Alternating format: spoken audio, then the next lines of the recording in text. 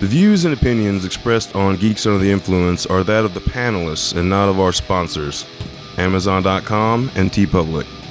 Parental discretion is advised.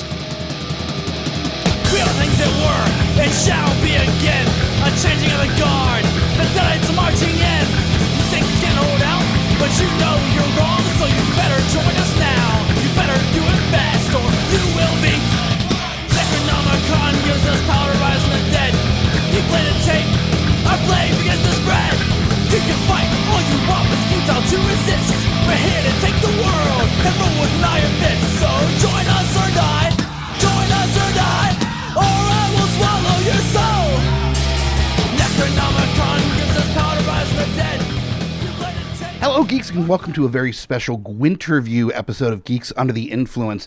We are taking a break from our full-length episodes this week, preparing for the Ghostbusters Afterlife episode next week. But we have a very exciting interview for you, talking about things from our childhood that are coming back in a new way. We have Casey Gilly, the writer of Buffy the Last Vampire Slayer, a 4-issue run comic that is coming out in December, here to talk about the book, about Buffy the Vampire Slayer, about nostalgia, and how to take classic characters and modernize them without losing the spirit of the character in the first place. All that cool artsy bullshit we're getting into. Casey, thank you so much for coming on and talking. Thank you for having me. I am also a relic from your childhood.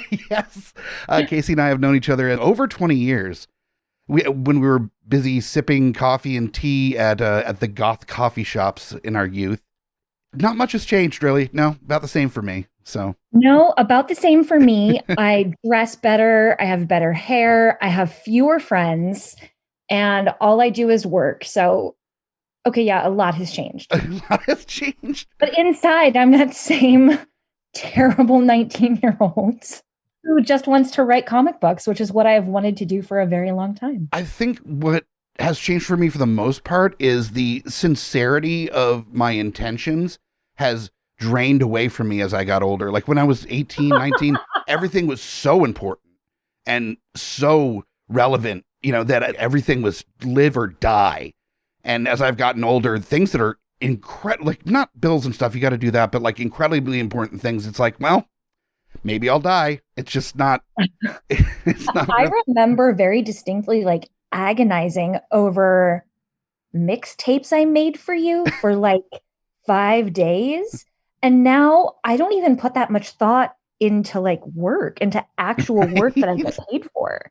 I used to have so much just like superfluous, dark, creepy, romantic energy. And now I have a 4-year-old and all of my energy goes into just like having him not die, not even having him be like properly raised, just keeping him literally alive. All you can really do a lot of the time is, as a parent, is just make sure they're not dead. That's yeah. Yeah, that's what the law says, and I go with that. Yeah, right. They know that you have them, so you have to, make sure they stay alive. But yeah, when I was younger, I was the cool punk rock kid, or thought I was at least. With pretty cool. The hair and the jacket, and I had all the patches, and I think about how much time and energy I put into like altering my clothes and making them look cool. And then thinking about literally yesterday when I walked into Aldi in my pajama bottoms and a ratty t-shirt to pick up my groceries. And that part has changed. I'm less focused on being the cool kid. Well, you're still pretty cool as far as I can tell.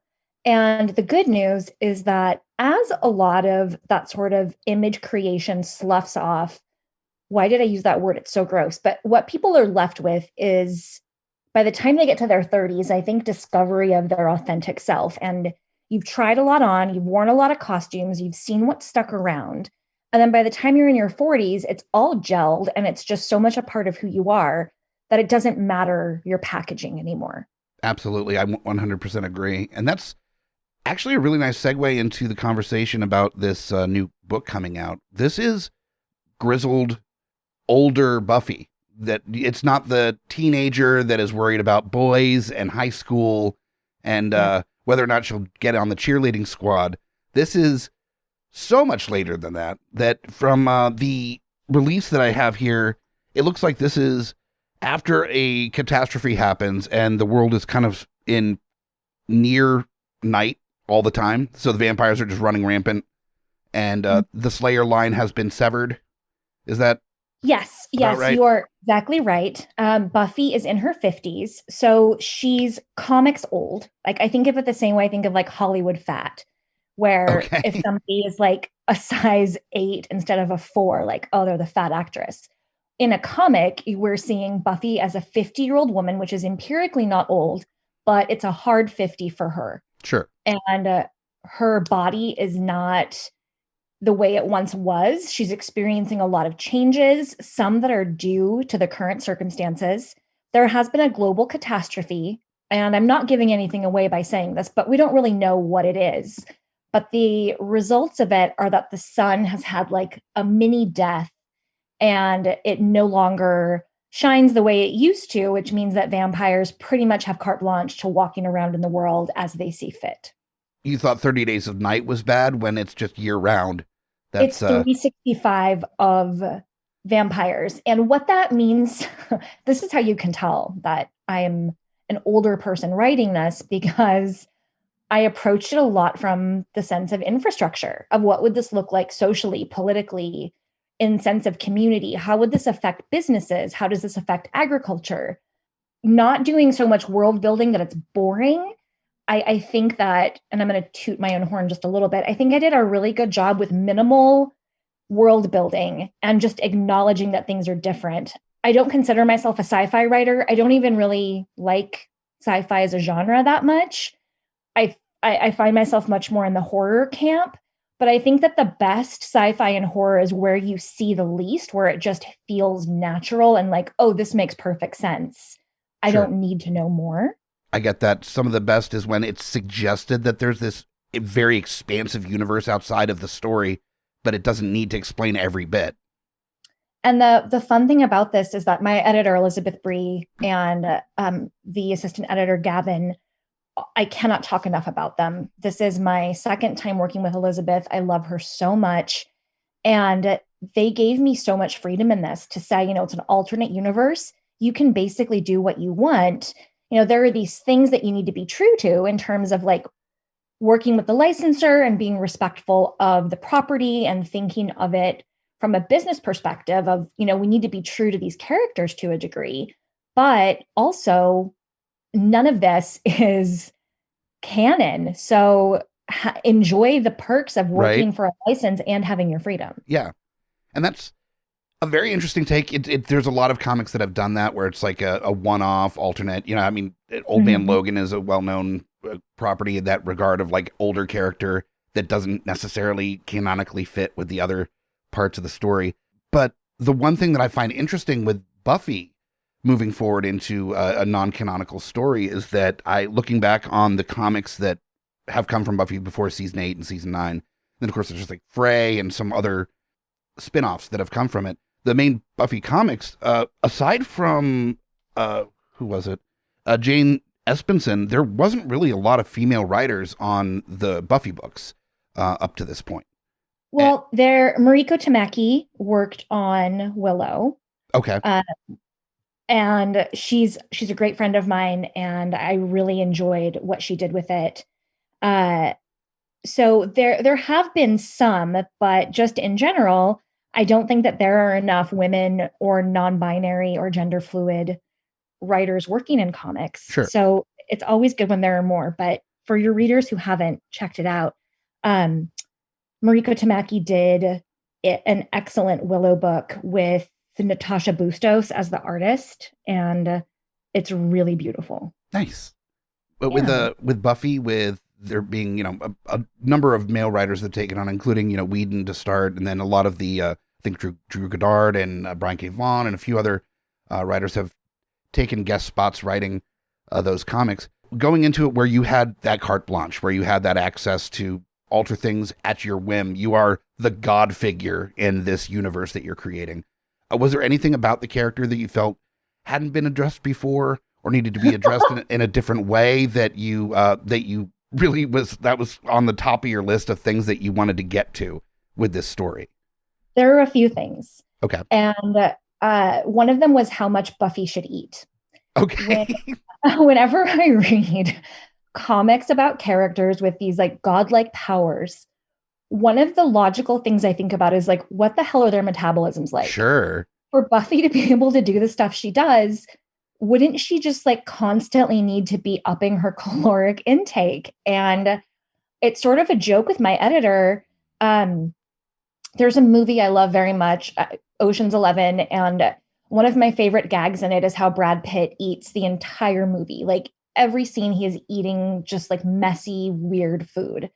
And that was something I thought of a lot with Buffy was, even though she is older, she's still incredibly powerful.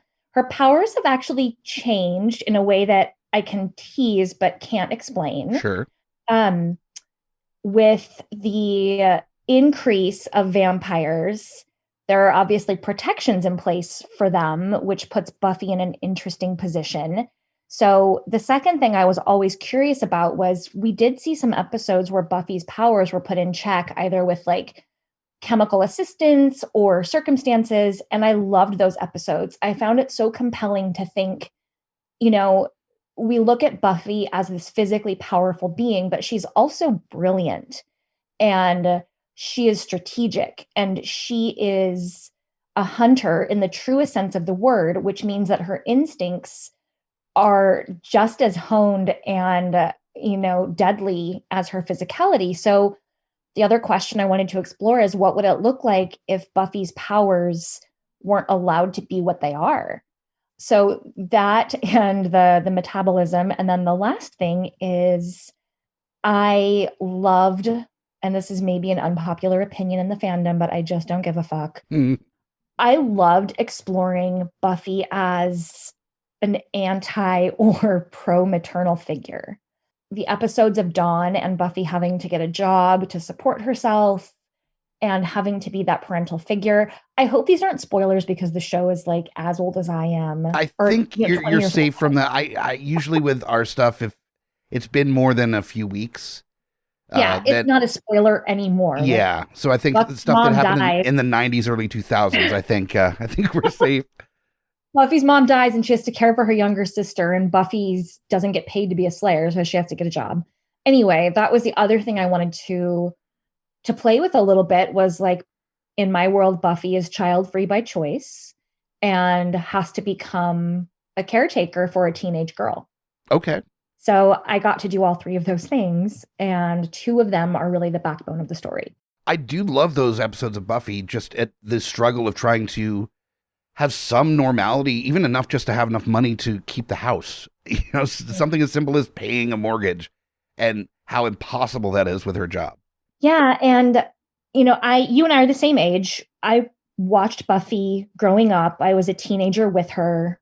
Canonically speaking, she and I are about the same age. Sure.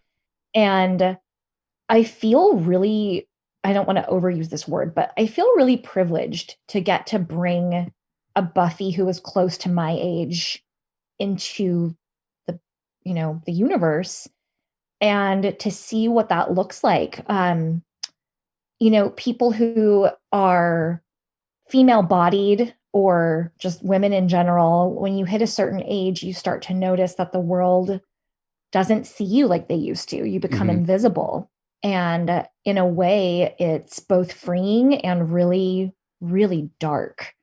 And even somebody as dynamic and powerful and exciting as Buffy is experiencing that too.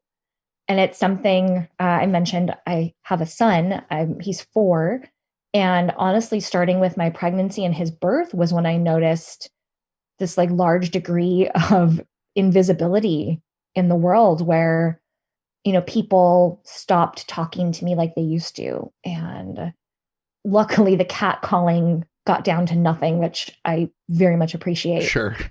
But it was something I thought like, how would Buffy react to this? She's never really done anything for the sake of the male gaze, but she's now in her 50s. And how does she feel about being irrelevant in the world, both with her, birthright and as a woman? What I loved about the series is that, there was always something that Buffy was dealing with in her personal life as a teenager, as getting older, that it mirrored something supernatural that was happening at the same time. So to have that carry through into these comics where Buffy's dealing with being an older woman and, like you said, that invisibility, and having her supernatural aspect of her life mirroring that in some degree as well, of that irrelevance, that's perfect. That really does incorporate kind of the spirit of what Buffy the Vampire Slayer was.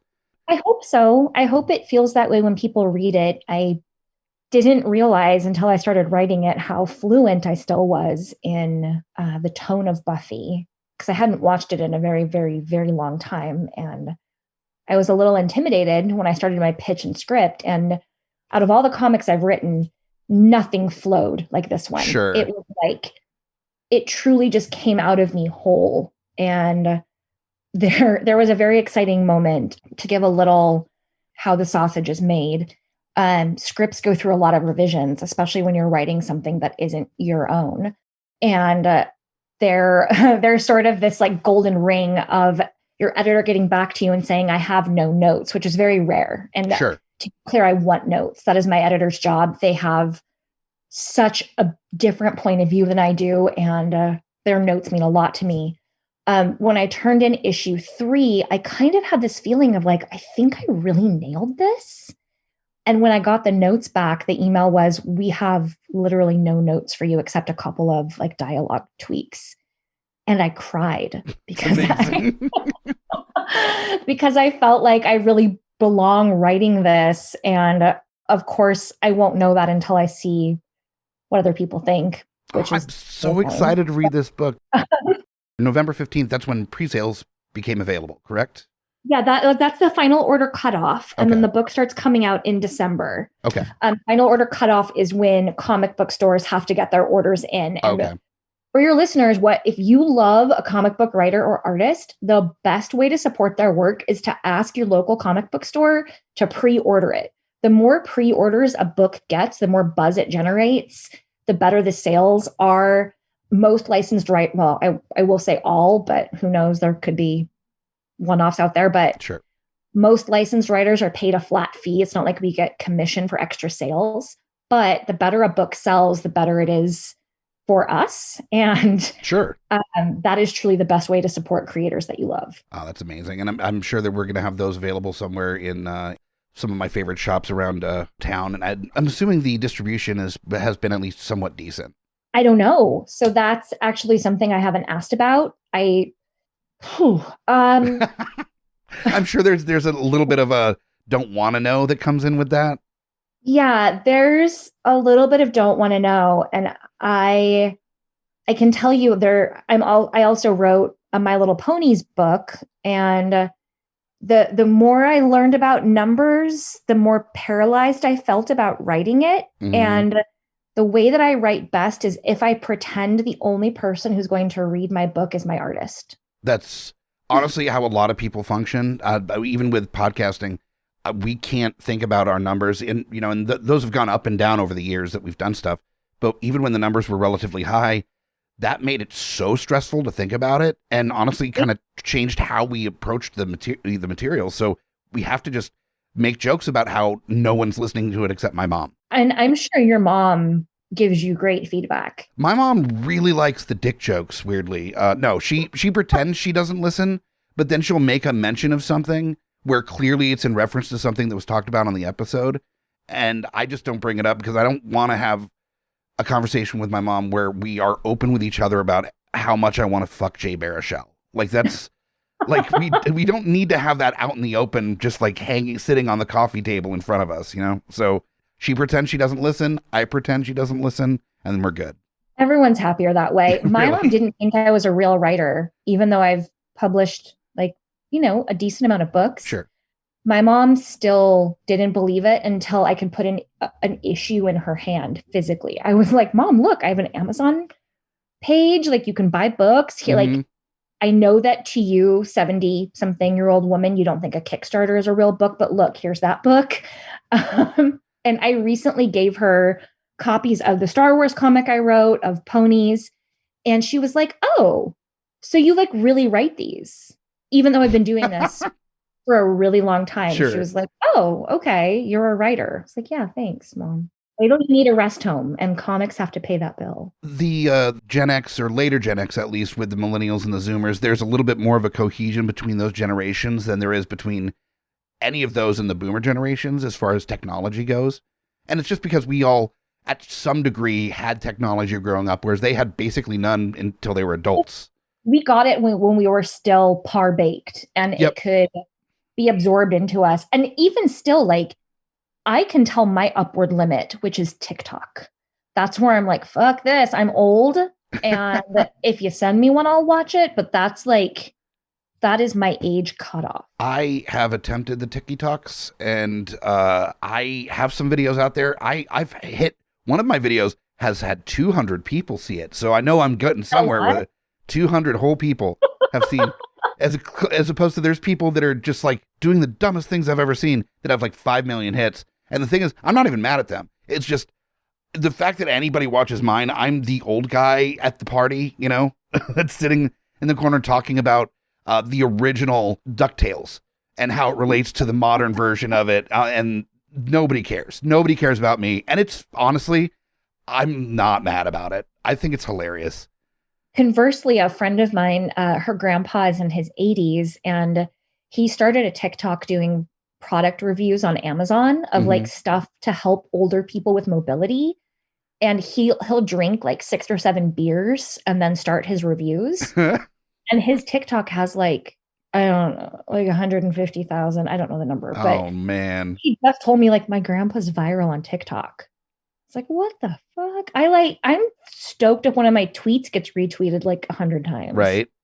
To me, that's like, woo, I have social media for the next month, and now I can just stop. Yeah, anytime I get a mention on any of our social media, somebody listening to a thing and goes, you know, at Geeks Under the Influence, it makes my heart sing, you know. So we really want very little. It takes so little. It takes so little. Honestly, that's why I'm kind of content with doing this podcasting thing indefinitely, is because every so often I get like a like or a comment or an at or something, and that's just enough to kind of keep me afloat. You know, one of the hard things, and I'm gonna like self-promote. Yeah, that's kind of, you know, the whole thing here that we're doing. I have a My Little Pony comic that is currently coming out called My Little Pony Generations. The first issue dropped last month. The second one drops this Wednesday, but those fans aren't on the internet. The kids that I write for. Sure. One of my friends is Teenie Howard. She's a comic book writer. She's currently writing Catwoman. I'm putting in a plug for her because she's fantastic. Nice. But when the first issue of My Little Pony came out, I was seeing all these adult fans say really, really terrible things about me. And if your listeners don't know, and you don't know, the My Little Pony fandom is a really special and lovely place. And like anything special and lovely, there are people who make it very dark and shitty. Mm-hmm. And I got some death threats because of how I have chosen to write fictional unicorns. And that didn't bother me. I wrote for Comic Book Resources for like 9 years, and I heard it all. But this, I was like, I'm a mom. This book was so important to me. This book is literally what got me through COVID. Like the first year of COVID was retreating into this super fun world. And I texted Teenie and I was like, okay, I'm trying not to read reviews. I don't want to, but people have sent me some, and what the fuck?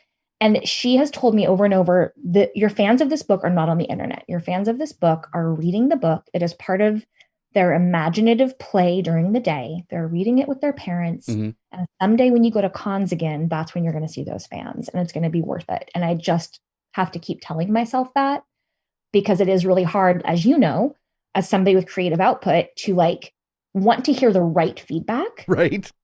And want to engage in the fandom in a way that is like healthy and maintains a boundary and is supportive and respectful.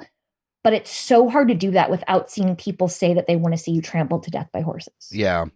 Oh, and unfortunately, a lot of the fandoms that have some of the greatest fans ever, it's so lovely and empowering and like supportive. Those same fandoms oftentimes, because of that level of like support and kindness, has this really seedy underbelly that goes along with it. I would say Unfortunately, I feel like this swapped a little bit with Star Wars, but Star Wars has some of the greatest fans ever, the most like dedicated and loving and supportive. And you go to cons and you're wearing Star Wars stuff, they're wearing Star Wars stuff, you're friends, and it's amazing. But it also has these horrifying, like troll fans that are just, destroying the fandom.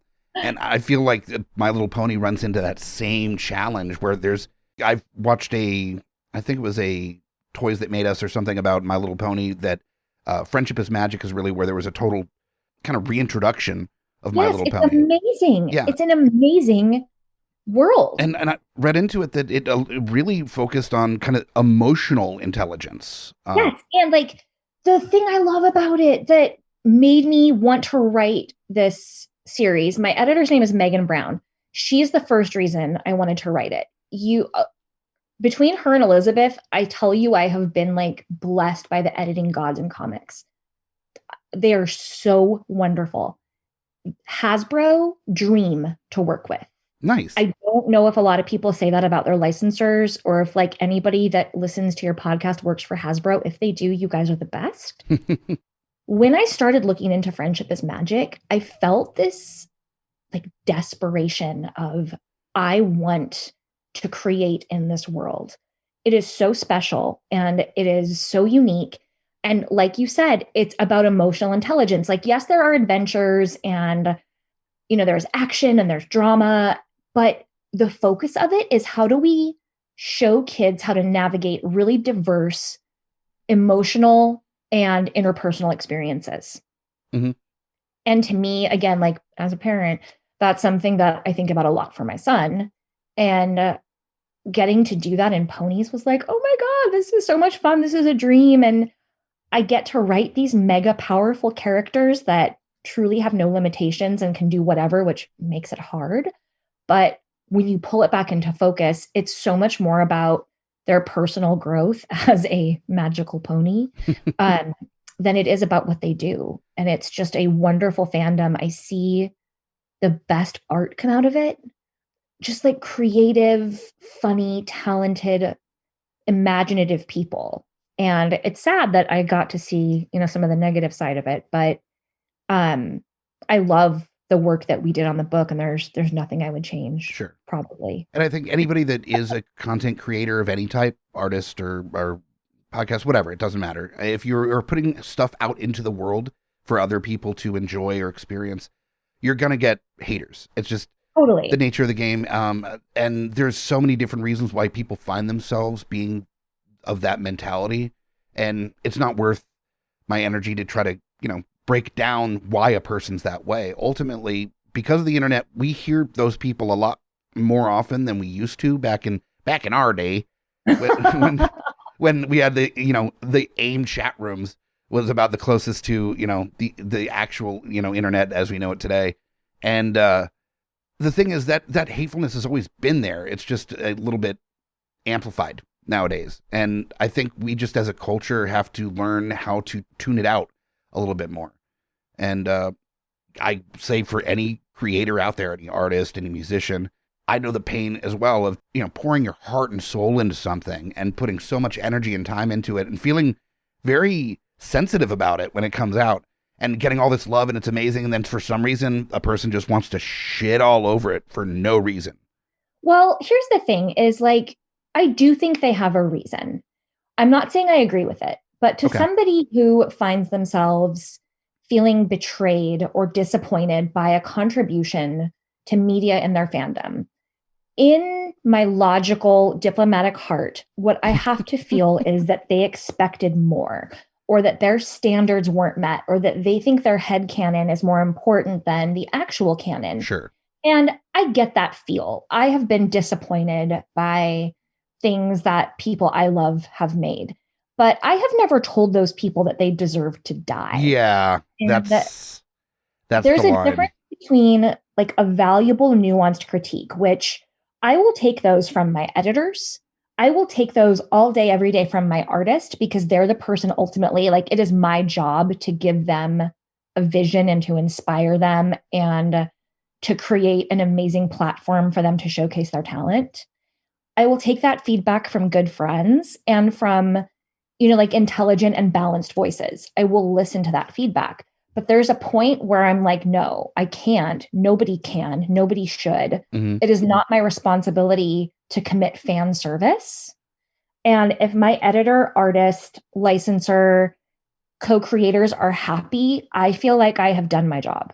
Sure. Especially my artist. I think about them the most. Well, and speaking of, I do want to mention a little bit that Joe Jarrow is your artist on Buffy the Last Vampire Slayer. You all, Joe is magical. I see these pages come in. Joe sends our group messaging the pages once they're done, and we can like make tweaks or edits if something is off. And it is truly, when I get one of those, if I see it when I'm out in public, I stop conversations. I'm like, I'm so sorry. Hold on. I have to look at this. Seeing any art turned in is incredible. Michaela, the artist I worked with on My Little Pony, genius. She's so good. Every artist I've worked with is incredible.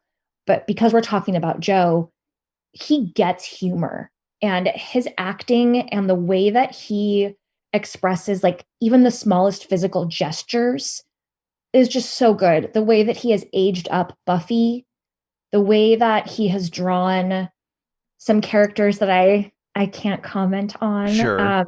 But there are some witches in the book that are new to the series. Okay.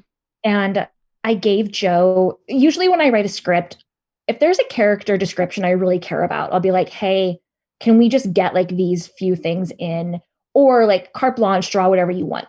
One thing I always put in my comics is like, you have to have fat bodied characters, and there will never be a plot line that is about their body. Like, but I need to see different bodies in here. Sure.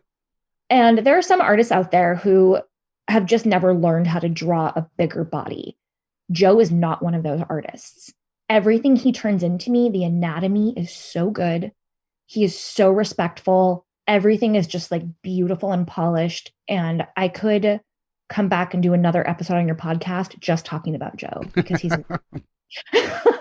I understand completely. I am, we have cycling people coming through all the time, and I've had the honor to have like even local creators, people that are local filmmakers, local comedians and comic book artists come on, and they're showing their stuff, and I'm just astounded by like people that can do stuff that I can't. I'm just like blown away by it. I'm just, it is actual witchcraft. Yeah, right.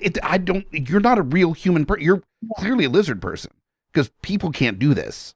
So just getting into our personal history, you probably remember that my dad died when I was 16. Yes. You met shortly after. I did a comic with Raina Telgemeier, who is the top selling comic book creator like of all time. She has done Smile, Drama, Ghosts.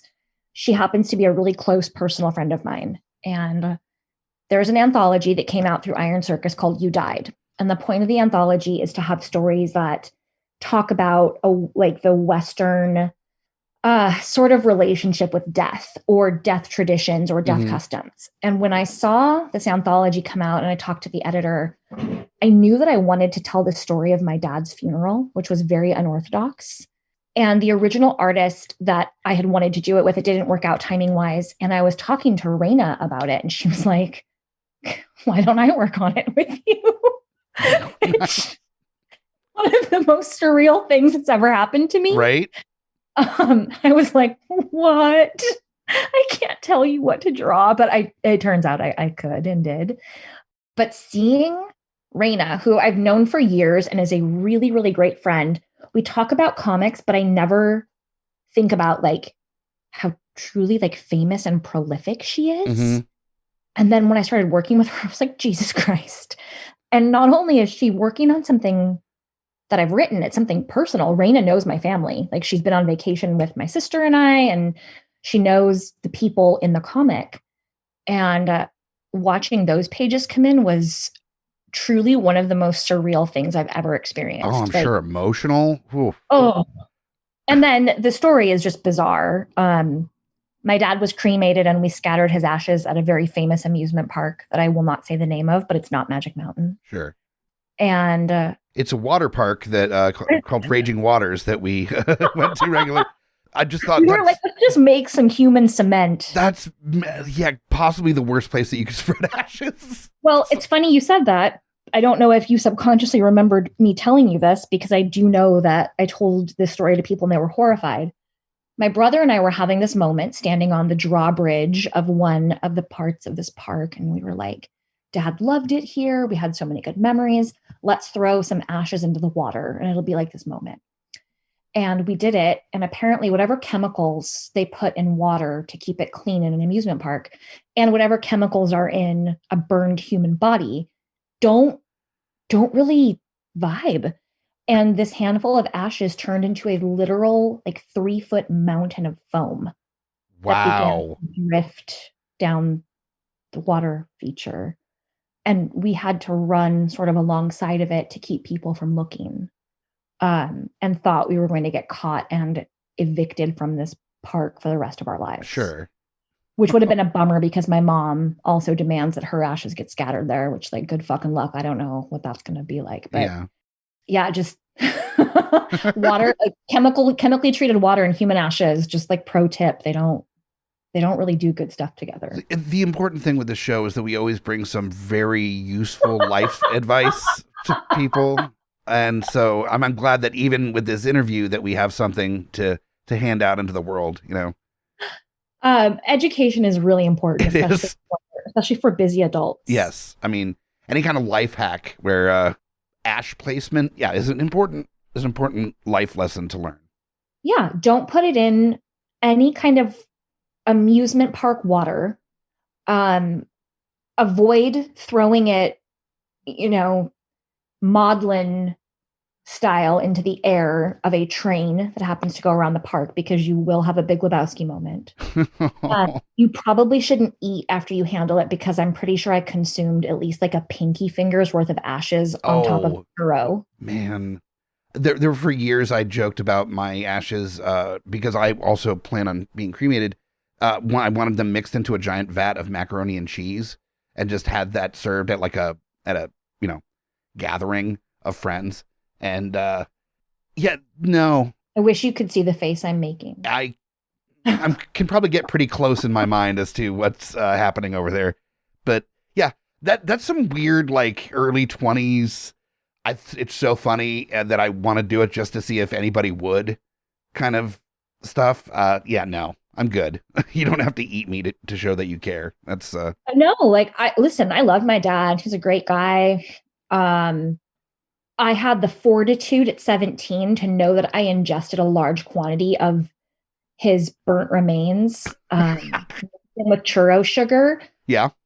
I'd like to think I could do it now, but my heartburn is just so bad. Who knows? Yeah. I mean, I can imagine how much acid buildup happens from, human remains.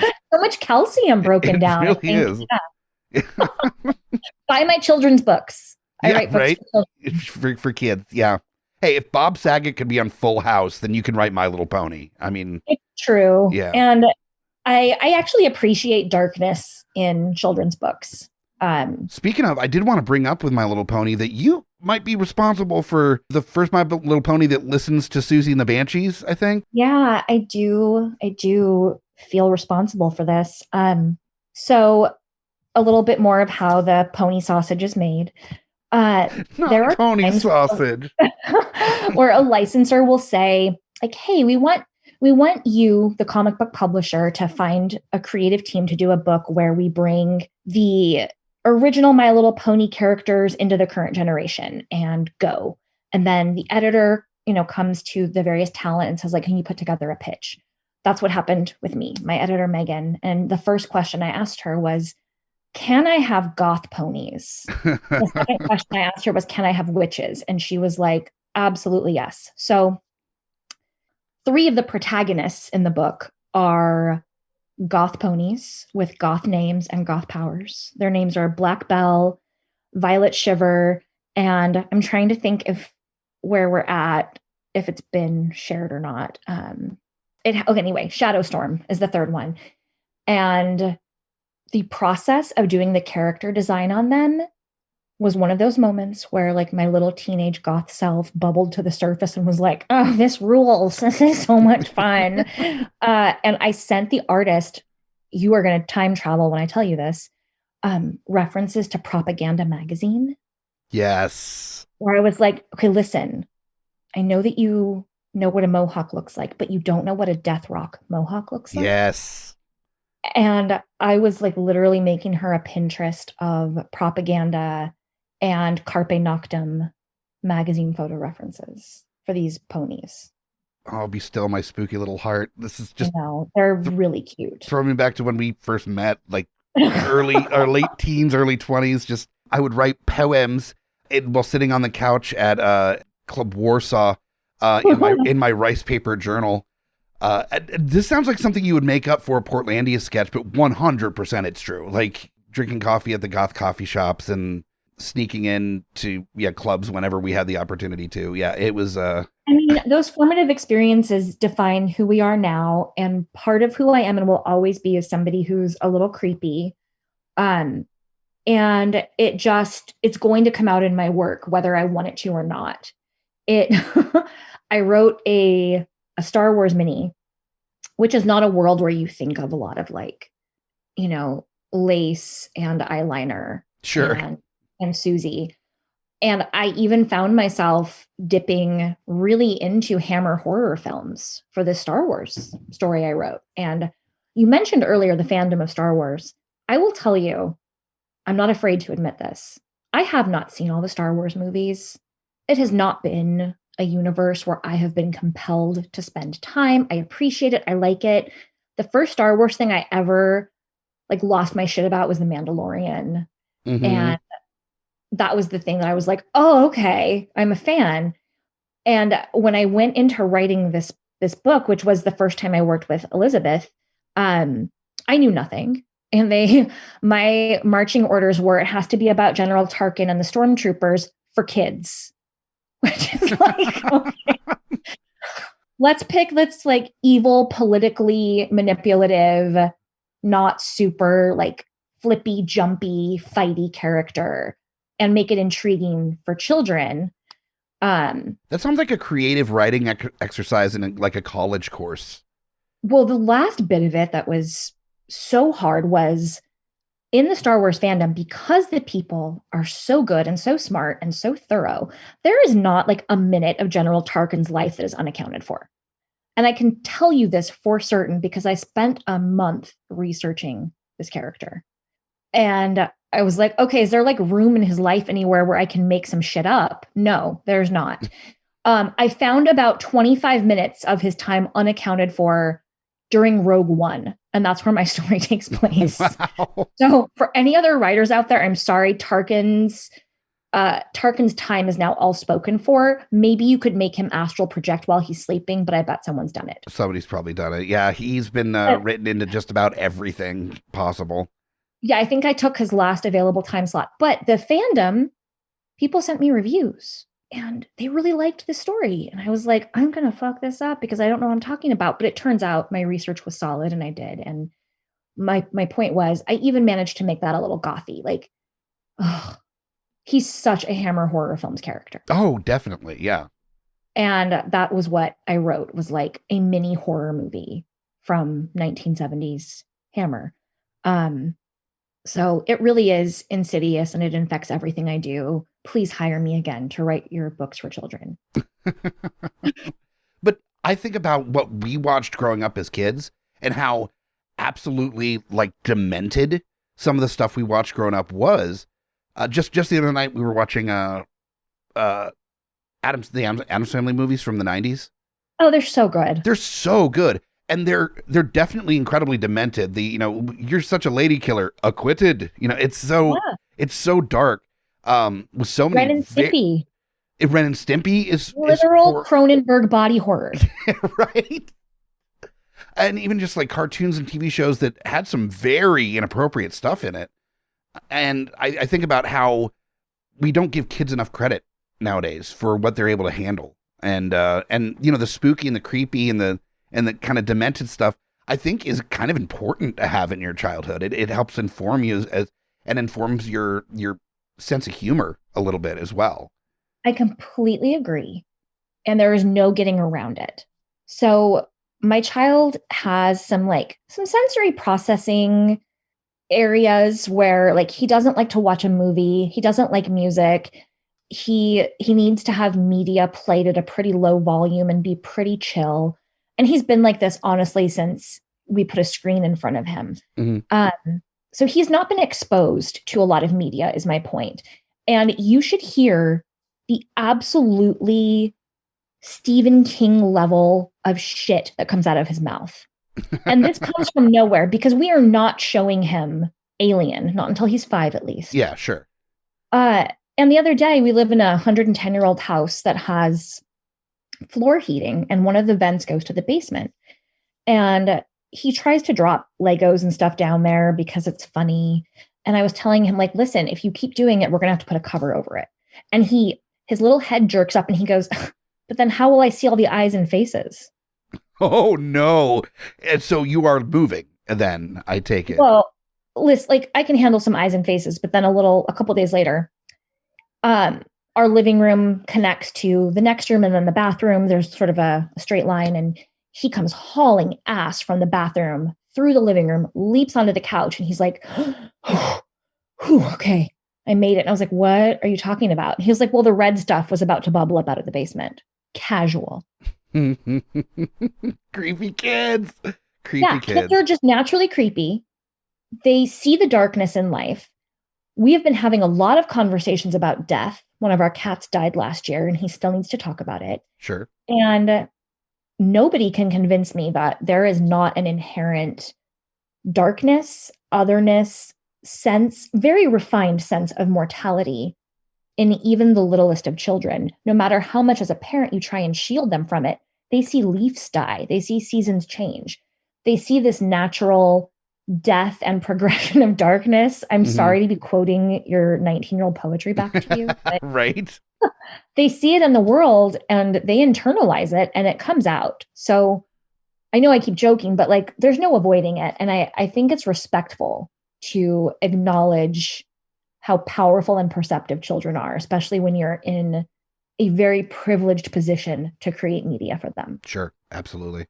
And so your spooky little heart, like leaking out onto the pages of the comic books that you have had the opportunity to write, I think, if anything, especially if they're focused on more towards children, I think is a kind of a fortunate thing that is happening there, that there isn't enough creepiness in kids programming. There's some, don't get me wrong. I mean, I have seen like Grim Adventures of Billy and Mandy and that's a dated reference at this point. I don't know. I'm old now. You're not wrong. So one thing I think is super cool is how accessible it now is to create children's media. You see people on YouTube doing it all the time. I'm not saying I like the content, but I'm saying I appreciate that there is room for all kinds of different stuff out there.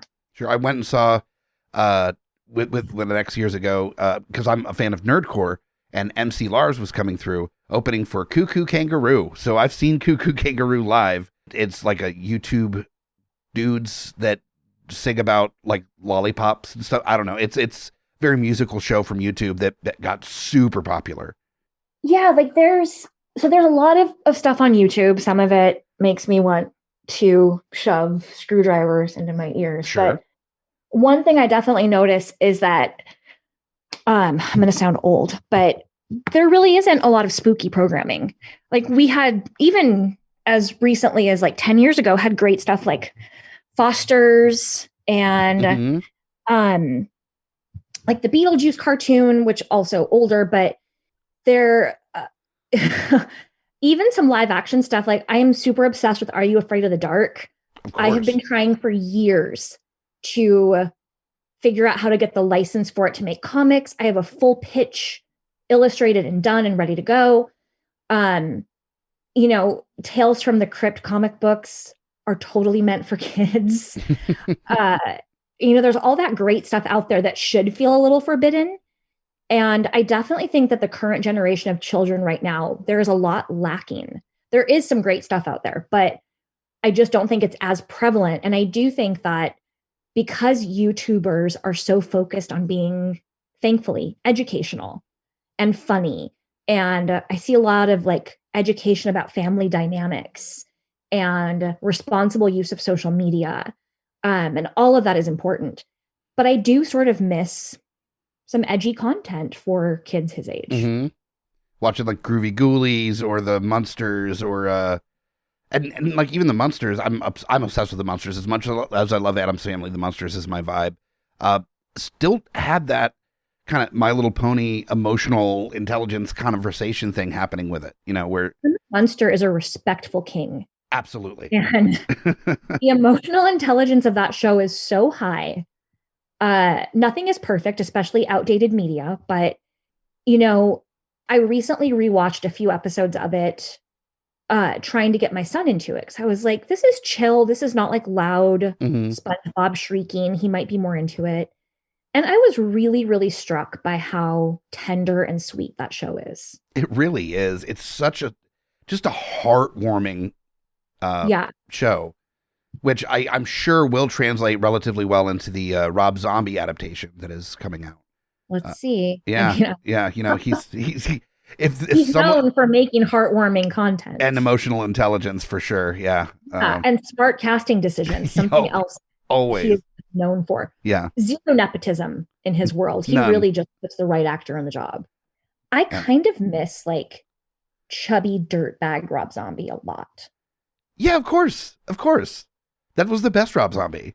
Yeah. I felt like I could just like have a snack with him and maybe share some prescription Adderall, and dig through some ditches. Like he just seemed really chill. He looks like a dude that would have Dunkaroos on his rider, you know? For sure. Yeah. That guy had snacks all the time, which I am very much a fan of. Yeah. And now, actually, you know, it's not just Rob Zombie, but I watched some horror documentaries recently, and one of the things that always pisses me off is how it's all white dudes talking about horror when that is just fucking annoying. Listening to him talk about like his auteur's interpretation of horror, I literally felt sick. Like I once saw you on stage clean out your own belly button. Like you are not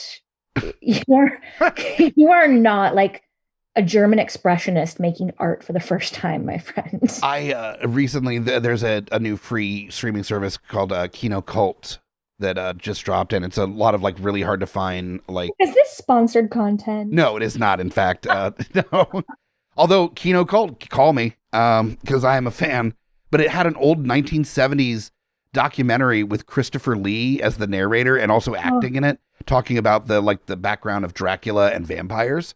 And I mean, talk about quality content from like a person in the genre. He's talking about like Dracula can like lock eyes with a maiden, and then the maiden is unable to flee from his gaze, and then it's Christopher Lee just doing his vampire thing, just rolling down the steps, like staring down a maiden, and then like sucking her neck, and it's brilliant because it's Christopher fucking Lee. Was that In Search of Dracula? Yes, it was. Yes.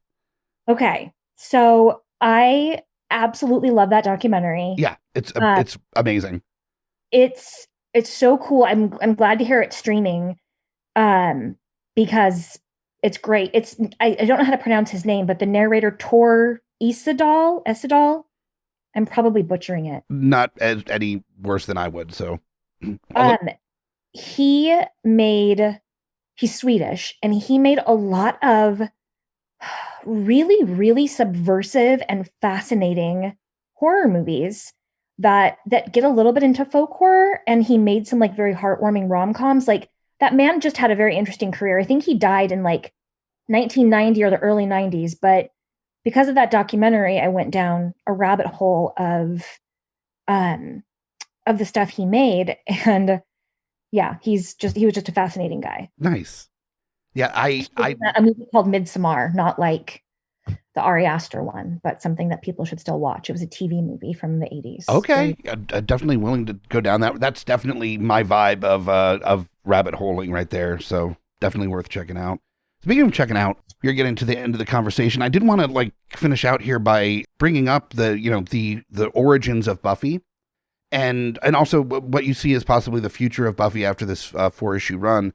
That Buffy does come from a background that has its challenges. Whereas, especially in recent years, there's been more information coming out about the creator of Buffy and he wasn't the sweetheart that a lot of us thought him to be in the 90s and early 2000s. And that brings up a conversation that happens a lot as far as like the separating the art from the artist. With you taking on a character created by someone that, you know, it has been, I think, almost entirely kind of ridden out on the rails from the art community. Do you find challenges in trying to make the character clearly not part of the original creator, or like separate it from the original creator, or is it something that's so fundamentally different from the creator that you don't have much worry in that regard? Well, it was something I thought about before I accepted the job. Mm-hmm. And ultimately, why I accepted it is because I feel like I can give Buffy a story that she deserves. Sure. And a story that, even if it's non-canonical, and even if this is the only time I get to write Buffy, which I can't share more, but I don't think it will be the last time I write Buffy.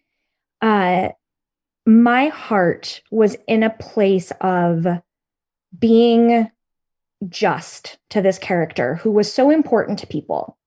And I do think it's possible that there are characters, like, let's look at Harry Potter. There are characters and stories that in a way can transcend their creator. Sure. There are so many queer people I know whose coming out stories are so rooted in Harry Potter, and whose self-discovery, and who were able to create an identity and build a community based on this media where the creator is pretty hateful about them and very openly hateful about trans people. And that in no way diminishes the stories and importance that Harry Potter had on those folks. I can't comment on, Joss Whedon or any of the allegations, but what I can say is I know what it feels like to be somebody who has to question their power, and to be somebody who has to question where they fit into a world that has drastically changed in a lot of fundamental ways. And when I think about Buffy, of course, she belongs to Joss Whedon. That is his property. I can never separate that. I don't own her. But what I can contribute is a story where she gets to do what she was meant to do in a way that I think is very pure and true to this feminist, intersectional, caring, and now very cranky and jaded human being. I am so excited to read this, and Thank you.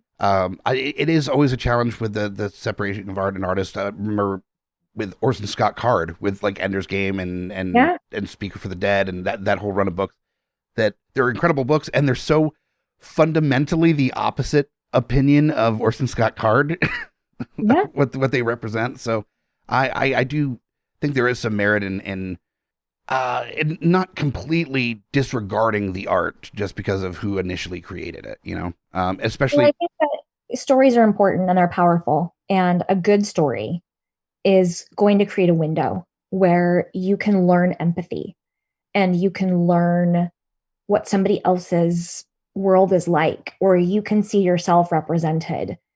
And I think sometimes stories can get bigger than their creators in terms of pushing that window wider and wider and wider, because so many people have discovered who they are or how much bigger the world is than what they have seen. I'm just like thinking about the vastness of this universe that you're creating with the new books, that, and how excited I am to see Buffy like fully realized, as because even in the later parts of the series, and in or was it 8, 9, that you don't see Buffy fully having the time to really know who she is. She's so focused on the mission. Well, and she's in a lot of ways been told who she is. Sure. Yeah, absolutely.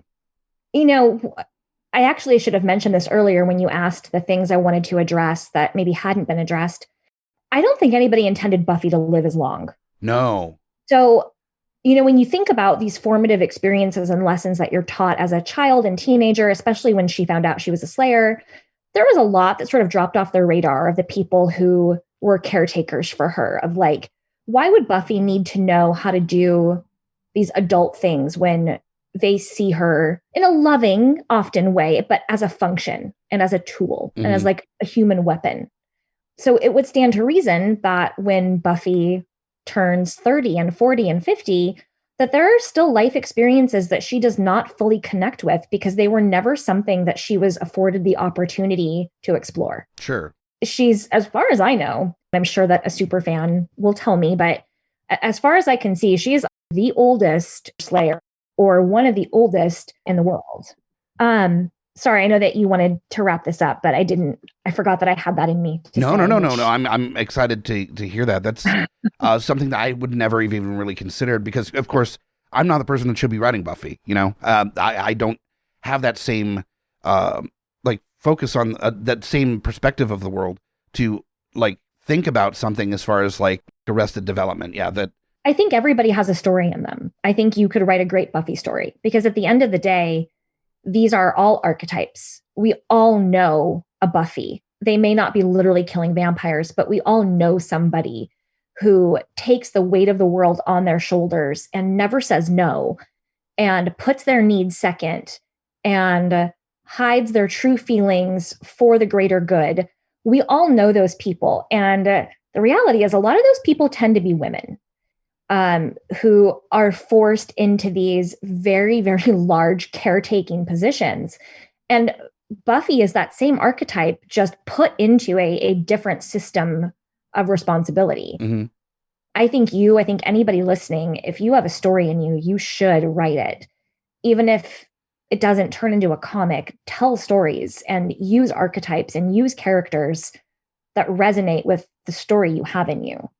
I'm very lucky that I get to write comics, and it's something I worked very hard to do. But the reality is anybody who's publishing a book, there's talent and a grind and hard work and professionalism and luck. So I don't like hearing you or anybody say that they couldn't do it because everybody is a storyteller. Well, I think it's more that what I think would do the most justice to that character is a perspective that, though I could bring a perspective to it, it would be a different perspective than what I think would be the most helpful in the writing what you know-ness of writing Buffy. I kind of go back and forth on the write what you know. I think that you have to write an element that you connect to. Okay. I don't know what it's like to be an attractive blonde woman. I have no idea. I have no idea what it's like to be, General Tarkin. Yeah. My son might disagree, but I think that there's always something we can connect to. Where I do think that has to be super examined is if you're trying to tell the story of someone's experience as somebody who has been underrepresented. I would never try to tell the story of a Black Indigenous person of color as it relates to their experiences as a Black or Indigenous person of color. Sure. I would never try to tell the trans experience. But that doesn't mean that there aren't, bi POC and trans characters I absolutely relate to and would love to tell stories about. It just wouldn't be about their relationship to what has caused them discrimination and prejudice and violence. But I think there's always something within a character that somebody can find that nobody else can find. That is intriguing. I like that. Well, it does speak to, we are all in this together having the human experience. And though we all have these individual human experiences, there are similarities in some way, shape, or form that we all experience in some way. That, it's that connective tissue that when you tell the story, other people are going to be able to relate to. Or be so uncomfortable by, no, seriously, that's how we learn. We learn through stories. And there are definitely, I'm a white, cisgendered, queerish woman who, as you know, grew up in a very white town and did not have a lot of exposure to different types of people. And the way that I learned true empathy and started to learn the fundamental principles of being anti-racist was through early 90s rap music. And oh my God, these writers and these performers have to deal with stuff I will never have to. And it made me so uncomfortable to confront that inequity. And it still makes me uncomfortable to think about that inequity. And I think a really good story can draw on what unites us, but a really transformative story can let you live with your discomfort and the alienness that you feel as it relates to this very real experience somebody else has on a daily basis. That's a very solid point. That being uncomfortable is kind of the point sometimes. Mm-hmm. Yeah, that's great. And just letting it resonate with you and figuring out what you can do about it. And finding out why you're uncomfortable, and what you can do to maybe not feel less uncomfortable, but, is there something that's going to make you feel like you're doing something about it, improving from that feeling of discomfort? Yeah. And just being aware of it, I think is critical, of not having your blinders on to the fact that there are people who have daily struggles and, the world embracing them very differently, often in a chokehold. Mm-hmm. It's just so important to build that awareness, because from that you can develop not just empathy, but learning how to listen. Sure. And to use positions of privilege to create a platform and to amplify the right voices. I feel like good empathy teaches you how to shut up and listen. You've known me for long enough to know that shutting up is a thing I've always had a challenge with. And it's something that it will be a lifelong, it's like fly fishing, that you can get better, but you're never going to be like perfect. You're never going to be like, well, done with fly fishing. That's me with shutting up. And it's a constant journey that I'll always be on. I have improved a bit, but yeah, there's always more room for improvement. And I think that's true with everyone, with the challenges in their life. There's always room to get a little better, be a little bit more insightful and understanding, empathetic. Well, when you stop wanting to improve, that's when you just turn away from TikTok in fear. Right? It's like, maybe I just need to figure TikTok out. That's what I'm taking away from this conversation. What I've learned with TikTok is that hashtags don't matter. You just pick the most popular hashtags, whether they're related to or not, and you just add them to the thing. And then people watch your stuff. Take it from me, 200 views TikTok That's over more here. Than I have. That could be 200 or 200,000 as far as I'm concerned. I'm equally impressed. That's why we've been friends for so long. You're very easily impressed. It takes so little for you to be like, wow, that's amazing. And I'm just eating it up the whole time, just taking all of your emotional energy into me. Yes, tell me I'm pretty. Just feeding on it. I just can't get away from vampires. Yep. It's been part of your life for so long that you get to write about it now. Well, thank you for having me and letting me talk about vampires and ponies and my creepy child and everything else. I hope that your listeners enjoy it, and I hope that people enjoy the comics. Day it comes out, I will be grabbing a copy because I cannot wait to see what happens with Buffy. This is so I'm a post-apocalyptic fan anyway. Like, just feed it all to me. I've even gone down the roads of all the really terrible Mad Max knockoff movies from the 80s that came out, and I mean, there's some true garbage in those movies. So to have a character who, watched all of the series, read the, not all of the most of the comic, in a post-apocalyptic environment, sold, Cash American. That's like my favorite thing ever. I'm so excited. Well, I hope you won't be disappointed. It's Apocalypse Light. No, that's fine. I think there'll still be enough to hook you. I think I'm gonna enjoy it plenty. And I'll have a link to whatever links help people get access to the book. But support your local comic book stores. Yeah, reach out to your local comic shop, see if they have one available. If not, see if they can get, on the 8th or 10th pressing of this book as it becomes immensely popular. Let's hope. There's a paper shortage. Let's not get hasty. That's fair. Or Comixology or any of the other ways of getting your comics. There is a way for you to get this comic. I thoroughly suggest checking it out. For those that have kids or are interested in exploring the youth in their hearts, definitely check out My Little Pony Generations and the Grand Moff Tarkin story that you wrote for Star Wars. What was the name of that? It was called The Short Goodbye. It already came out, but if you or up to 8 of your readers are really wanting to read it, I can send you a signed copy because I have some comps that, ideally I would take to a con and give away to adorable children, but I'm terrified of COVID. So not going to cons for a while, but I can absolutely send some. And I can get you a link to where you can purchase that on Comixology. Perfect. That's amazing. Excellent. I will make sure to add that to the notes of this episode. And I want to thank Casey for coming on and talking shop on comics and just like the inspiration that brings these stories to life. And just talking to an old friend. Before we started, it's been years since we've actually like talked outside of like social media. Yes, and it shouldn't be that long again. No, it really shouldn't. No, I've had so much fun just prepping for this episode and just shooting the shit with my friend again. I miss you. I miss you too. We should do better. Yes, definitely. I mean, life gets busy. I understand that, but yeah, that reaching out here and there is not that difficult.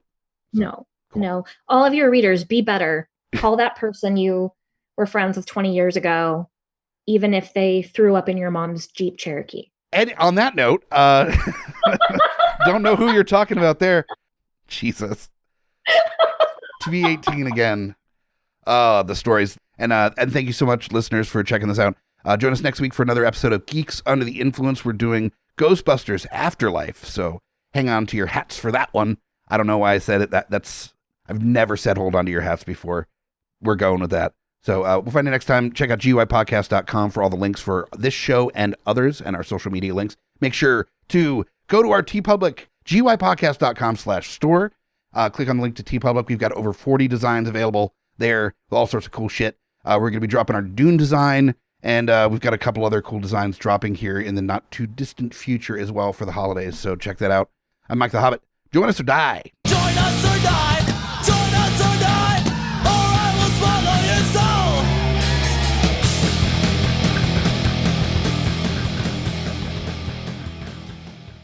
GUIpodcast.com.